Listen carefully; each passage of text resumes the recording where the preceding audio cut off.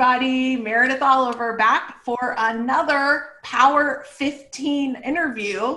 But this one is a little bit different because I couldn't invite just one rock star from Landon Homes. I had to invite two. So this is the Power 15 Team Edition with Tina Boch and Bobbie Smith of Landon Homes out of Dallas, Texas. So Tina, you've been there, what, a couple of years now you're the marketing director. Perfect. And Bobbie, you joined the team a couple months ago as the online sales counselor, right? Correct. Yeah, but you've got a lot of online sales counselor experience in the industry with other builders. Yes. Yeah, right. So you've been in the Dallas market for a while. You know the ins and outs of the market. And I think we can definitely say for sure that one of the things that the builders who were successful in this past year, one of the things we found to be true was the importance of a really strong online sales counselor program. Agreed. Definitely. Very important. Very important. Yeah. Yeah. I mean, it makes such a difference, right? Because it takes you from generating a lot of leads and a lot of traffic to actually getting those people out. Bobbie, like, you're having so many lead conversations. I know it's a bit of an avalanche at the moment. What are some of the common things that people are requesting or saying to you as you're fielding those leads? Of course, they always want to know more information about the communities. But just being able to talk to them, find out what it is they want, and getting them to the right community is a big issue. Trying to find that. And once you do, it makes things a whole lot easier for the sales team. Mm-hmm. So you guys at Landon, Tina, you build a move-up buyer home, right? Mm-hmm. It starts in about what price range? Well, we actually just started a first-time community. So, but the core of our product is the move-up. So I with pricing today, I would say the 450s now. Mm-hmm. Right. So, and it's all throughout. That's a first timer that's in the 200s. Ah, okay. Has that been a big shift? It's a huge shift for Landon Homes. We're used to traditional brick, and these are siding homes. So it's going well. Mm-hmm. Oh, I can only imagine at that price point. Right. The Dallas market is so strong for employment, relocation of employers. I mean, you've had several big employers come in, right? So right. Yes, a lot, and they just keep coming. Yes. Please make it stop, but don't make it stop, right? Depends on what perspective you're wearing.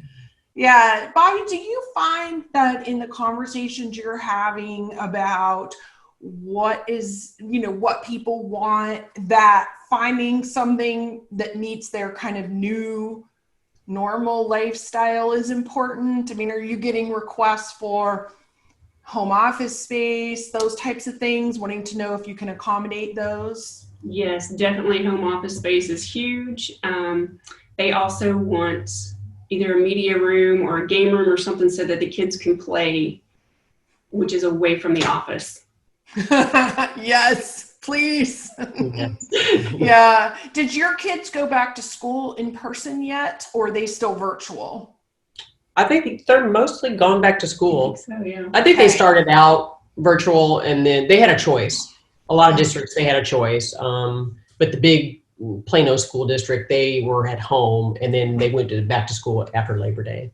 Yeah. Here in North Carolina, most of our schools are still virtual. The private schools have gone back, but a lot of the schools are virtual. And that's another big request is I need space for an office, but I also need somewhere for my kids to do virtual school with their camera on, where I'm not walking around in my pajamas in the camera shot. Yes.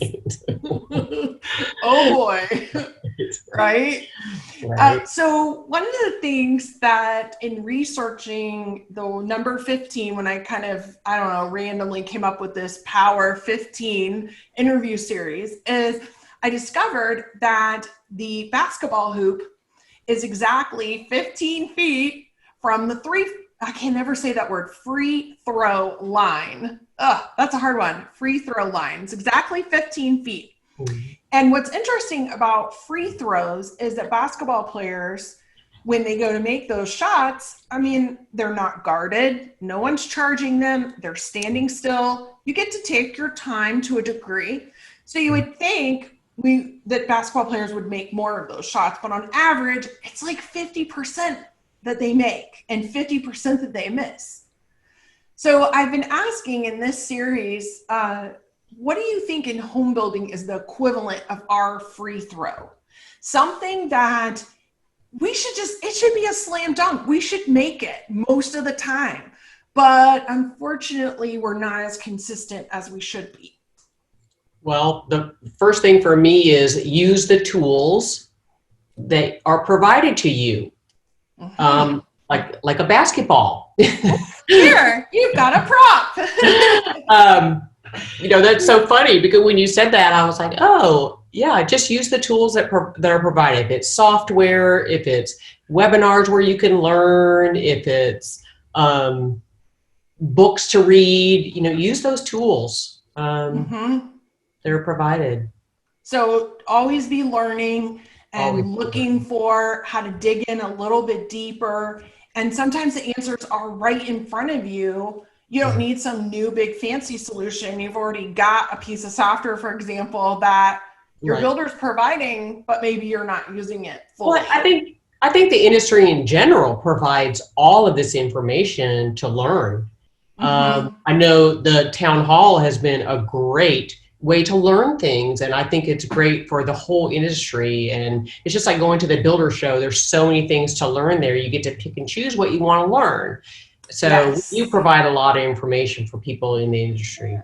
Thank you. Yeah, well, it was one of those things when the pandemic started, and I personally felt myself freaking out of panic, fear, not knowing what was coming next, both on a personal level, like would we all get sick, and a professional level, does this mean people are going to stop buying homes? Like that I had a decision to make. Do I lean into it and try to find the knowledge of how we get through this and share that with other people, or do you sit back and be afraid? And it's funny when you say use the tools you have. Well, one of the tools I have is I know a lot of people in the industry, and I could bring them together in one place in the builder town hall. So that's me using the tools I had. Bobbie, what about you? What is your equivalent of the free throw? Something we should be doing, but we're not as consistent as we should be. I think especially right now, knowing your goals for yourself, no matter what's going on around you, just knowing your goals and doing the basics that you should do every day in order to reach those goals. Because as long as you consistently do them, you're still going to reach your goals. Yeah. I mean, one of the most powerful things I know that working with you guys collaboratively with us doing some of your digital marketing, and Bobbie on the OSC side and Tina, you the marketing director, we've been able to see all those numbers come together this year, just really come together in this beautiful picture of success, really. Success, yes. Success. And that was, to Bobbie's point, because we knew what we wanted out of it, but it wasn't all kind of coming together. But now we have that data. Right. And so we know if a certain banner campaign or a certain email marketing campaign was a success or not, because we knew what our goals were. Right. And are. Yes. Absolutely. And are. And right. When you focus on them, then those become more of a reality once you keep focused on them. Yeah. And one thing I know about you, Bobbie, from working with you, as an OSC, is you are very goal driven. So I'm not surprised that you picked that as your answer. Because I know you really do set goals for yourself for how many appointments you want to set, Absolutely. and you exceed those on a regular basis.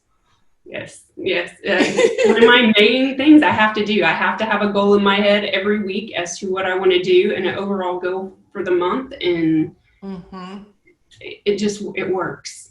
Yeah. And that's, on the OSC side, a lot of times our goals are related to appointment setting, conversion rate of appointments to kept appointments to sales. Tina, what do you think are some good goals to set on the marketing side of the business from your perspective? It's a little bit tougher. I set the goal for the analytics. So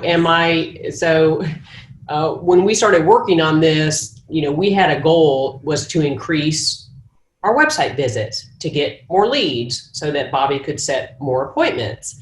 And so that was a constant looking on a weekly basis. Sometimes it was daily, sharing with the sales team. Oh, I'm not getting enough traffic. That's, you always want to get them out to the community. So we're just tweaking everything, to make it work.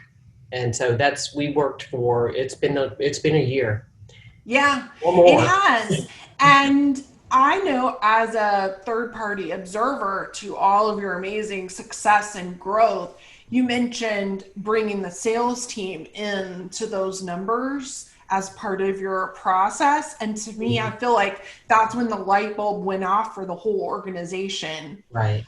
And I had an amazing conversation about that with Dave Betcher of ECI Lasso earlier today. They're one of our sponsors, and he was talking about making data accessible to anybody in the organization who wants to know what's going on and wants to be in the loop. Well, it makes them understand what marketing does, because a lot of people don't know what marketers do. Yeah. And you know what? Shame on us for not telling the story better. It's easy to blame others and be like, well, you just take me for granted. No, sell it. And we're constantly sharing with them now, how many leads, we're getting, how many appointments were set, we share with that information with them now. So what do you consider some of your key stats, some of the ones that you are monitoring regularly and you're paying attention to? I rely on new visitors. I'm curious. I want to know, how many new visitors am I getting to my website? How long are they staying on there? How many pages are they, if my bounce rate is high, I'm doing something wrong. So I always rely on I always look at that. And then of course, is it turning into leads? Are the girls busy? Yeah. Right. Yeah. And because I'm in, they're going to tell me if they're not. And so I always look at that as so I look at new visitors. I don't look at pages visit as much. To me, I don't look at the sessions. I look at more how many new visitors do we have, because we were trying to build up and get our name, out there. So that to me is important. Of course, I always want to look at return visitors. That's important as well. But I want to know how many new visitors are coming to the site, and then we know they're coming back because they were a new visitor at one time. So yes, that's right. That's right. Bobbie, how about for you? What are some key stats that you're paying attention to? I think partly is knowing what she's got going. And she tells me she's done something for one community specifically, and me getting the number of calls or emails or whatever from that, being able to give her that feedback to tell her, I think maybe something's wrong or it's not quite right, or listening, maybe these customers aren't quite the ones we're looking for. They're not fitting what we need for that community. And it's so rewarding because I know working with you guys, you'll message me, such and such community is slow, or during our monthly meeting, we'll say, this one needs a push. We'll say, okay, let's start a Facebook campaign just for that community. And because of all the tracking you've got in place, within 30 days, it's up, like the numbers are up. It's incredibly rewarding because we feel like we're actually having an impact on something. Right. It does. You know, it doesn't feel like we're just rolling our car windows down and throwing chunks of cash down the interstate as we drive 80 miles an hour. I mean, we've seen not 1-to-1, but a pretty close direct correlation to we bumped the Google ad budget for that neighborhood, or we added geo-targeting banners for that specific pre-sale or whatever, and a lift in not only website visits, but because of what Bobbie's tracking, we then know she got more phone calls specific to that, and or emails or live chats or whatever. Right. Yeah. Yes. Yes. And I just think during this whole pandemic period, digital marketing, even though we had increased ours already, it was just so important to just keep continually tweak your digital marketing at this time because it was changing so fast. Oh my God. So, I mean, when I think back to the beginning, we were literally changing that alert type of banner thing at the very top of the site, like almost daily. Almost daily. Yeah. Yeah. We're open, we're closed. We're open, now we're closed. Now we're virtual. Wear a mask. Don't wear a mask. You know, I mean, it just all happened so fast. It did. And, you know, I almost feel like while we don't have to quite operate at that pace moving forward all the time, but what if we were constantly that responsive to and kind of keeping our website that fresh and doing those little things like that constantly. Right. Because they tend to like get pushed under the rug, right? It's swept under the rug. You're like, oh, you know, it's fine for now. We're getting, Yeah. You know. Kind of gets forgotten about it sometimes. Yeah. Are you guys finding that your inventory and your quick move-in homes is getting a little low in terms of how many you have, and that you're focusing more on to-be-built pre-sale type homes? Yes. That's our business anyways here. Yeah. So we don't, I think with the market the way it was, with people maybe canceling, it turned into an inventory home, but yeah, they're gone. Yeah, they're gone. Yeah, they're gone, right? It's not really our business. Yeah. Especially at that price point, I think that's. Yeah, your salespeople are definitely very experienced on selling out of a model of a to-be-built, pick a home site, pick a plan that can go on that site, pick out all your stuff. I mean, but that's different than a lot of builders who are primary inventory that are now finding their salespeople have to do that.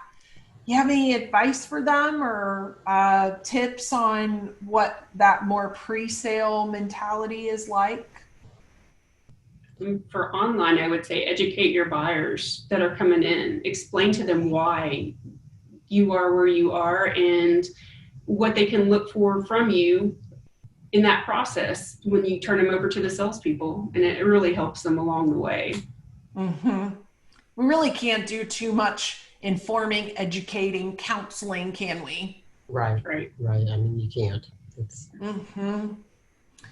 I think some of our salespeople that are used to selling inventory are at the point they're kind of like apologizing, or they're apologizing for what the build time's going to be. And I want to tell people, if you're listening, if you're in sales or marketing, stop apologizing. Right. It is what it is. Right.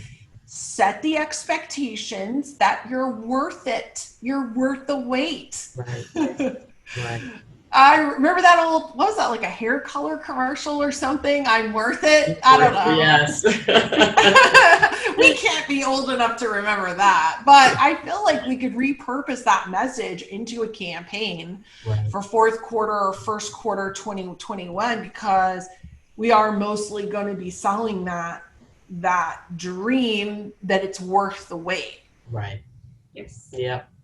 Mm-hmm.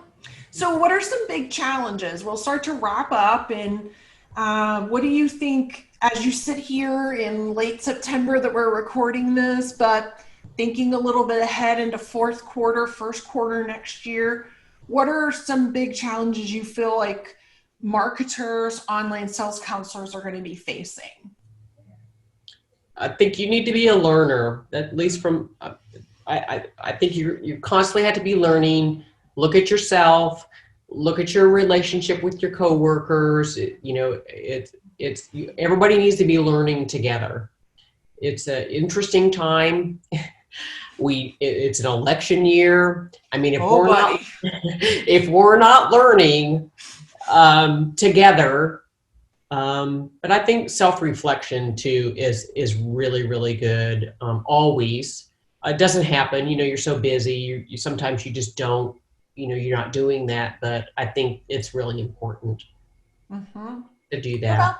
Yeah. I mean, if I think about, people are constantly giving you feedback, either directly or indirectly, like our coworkers, for us, our clients.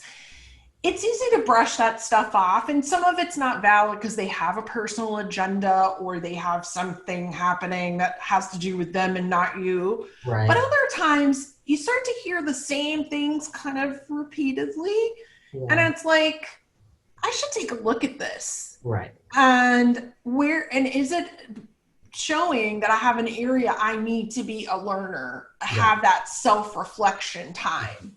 Right. Yeah. So that's I think that's a challenge for me, Me too.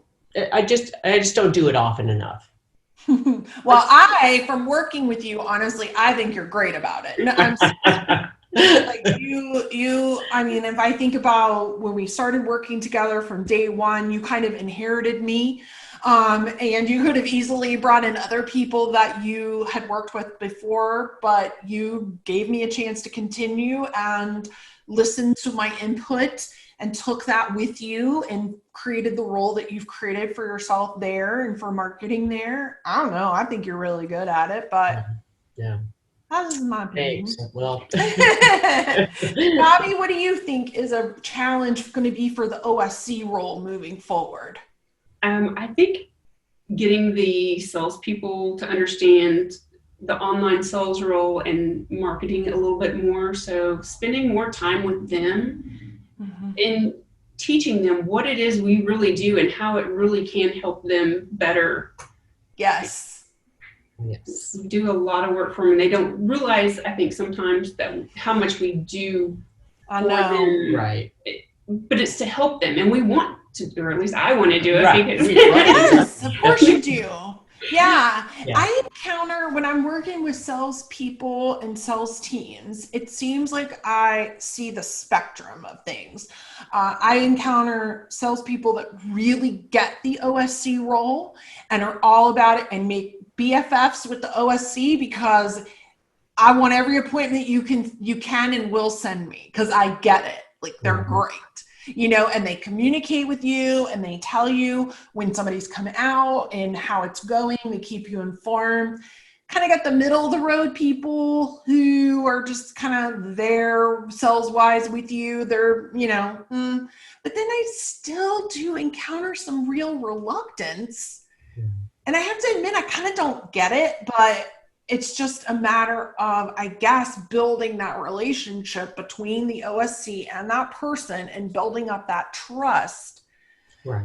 That I'm sending you somebody because I do think that they are a good fit. I wouldn't waste your time. But at the same time, salespeople, please listen to me when I tell you, it is not the OSC's job to sell that house for you. It is not. We train them, and you can take it from me, the trainer. We train them to set appointments. We want quality appointments. We don't want just anybody who, if they're in $100,000 budget, don't send them to a $500,000 move up custom home. But if it's within the realm of a reasonable fit, the OSC's job is to make that appointment. That's not their job. So I don't know, maybe Bobbie, trying to help train salespeople to kind of understand that perspective and what your role is, like you said, is key to it. Well, I don't think they realize how she's vetting them out already, just to get them to their community. Yes. So she is having a conversation with them.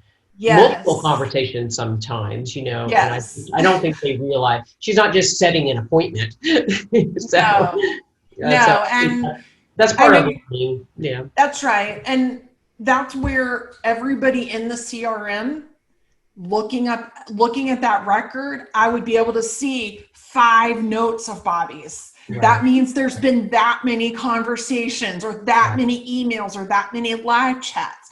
Like this is where everybody, I say like pulling together, like we're on a, what do you call, rowing, what's it called? Crew team. We're all pulling in the same direction. In order to do that, getting back to your original point, as we kind of pull this whole little talk together, is using the tools we have. And that is the CRM. Yes. Because then I'm going to see how much work you put in to getting them there. Right. Mm-hmm.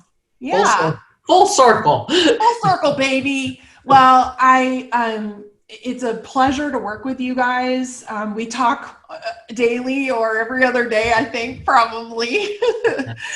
But it's been fun to see the growth. It's unbelievable what's happened with the digital numbers since, we really set this program on the path that it's on now. Yes. And it's really fun.